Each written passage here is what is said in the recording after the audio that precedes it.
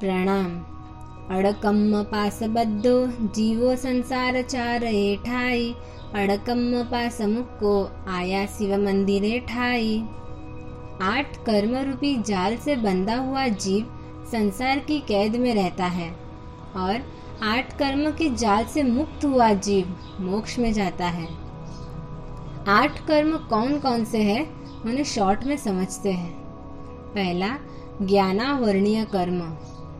आत्मा में अनंत ज्ञान गुण रहा हुआ है, परंतु यह कर्म आत्मा के ज्ञान गुण को ढक देता है, जिसके फलस्वरूप आत्मा में अज्ञानता, मंद बुद्धि, पागलपन आदि दोष पैदा होते हैं। दूसरा, दर्शनावर्णीय कर्म। आत्मा में अनंत दर्शन गुण रहा हुआ है। इस कर्म का उदय आत्मा के दर्शन गुण को रोकता है, जिससे ज्ञान के साधनभूत इंद्रियों की हानि और निद्रा आदि दोष पैदा होते हैं। तीसरा, वेदनीय कर्म। आत्मा में अनंत अव्याभात सुख रहा हुआ है। इस कर्म के उदय के कारण जीव को आदि, व्याधि और उपाधि की पीड़ा सहन करनी पड़ती है। संसार के क्षणिक सुख भी इसी कर्म के उदय से प्राप्त होते हैं। चौथा, मोहनीय कर्म। यह कर्म आत्मा को भ्रमित करता है। इस कर्म के उदय से आत्मा में क्रोध आदि कषाय और काम आदि विकार भाव पैदा होते हैं। इस कर्म के बंधन के टूटने से आत्मा राग द्वेष से सर्वथा मुक्त बनती है और आत्मा वितराग बनती है। पांचवा, आयुष्य कर्म। यह कर्म आत्मा को एक कैदी की तरह एक भव में जकड़ के रखता है। यह कर्म आत्मा की अक्षय स्थिति गुण को रोकता है। मरना यह आत्मा का स्वभाव नहीं है, फिर भी इस संसार में आत्मा को मरना पड़ता है। छठा, गोत्र कर्म। आत्मा का मूलभूत स्वभाव अगुरु लघु है, यानी कि आत्मा ना किसी से छोटी है और ना किसी से बड़ी है, परंतु इस कर्म के उदय के कारण आत्मा ऊंची नीची स्थिति प्राप्त करती है।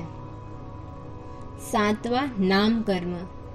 आत्मा का मूलभूत स्वभाव अरूपी है, परंतु इस कर्म के उदय के कारण इस संसार में आत्मा विविध रूप धारण करती है। आठवां, अंतराय कर्म। आत्मा में अनंत वीर्य गुण रहा हुआ है। यह कर्म आत्मा के इस गुण को रोकता है। जब तक आत्मा इस संसार में 8 कर्मों के बंधन से जकड़ी हुई होती है, तब तक आत्मा इस संसार में भटकती रहती है और जैसे ही इन कर्मों के बंधन से मुक्त होती है, वैसे ही सदा के लिए अजरामर मोक्ष पद प्राप्त कर लेती है। राग द्वेष के कारण आत्मा शुभ अशुभ कर्मों का बंध करती है। इन्हीं कर्मों के उदय से आत्मा इस संसार में सुख दुख का अनुभव करती है। ये शुभ अशुभ कर्म ही आत्मा के लिए बंधन रूप है। इनके बंधन से आत्मा इस संसार में अन्य अन्य रूप व भवों को धारण कर भटकती रहती है। मोक्ष में अनंत काल तक रहना है। इतनी दीर्घ स्थिति होने पर भी वहाँ उसे किसी भी प्रकार की तकलीफ नहीं होती है।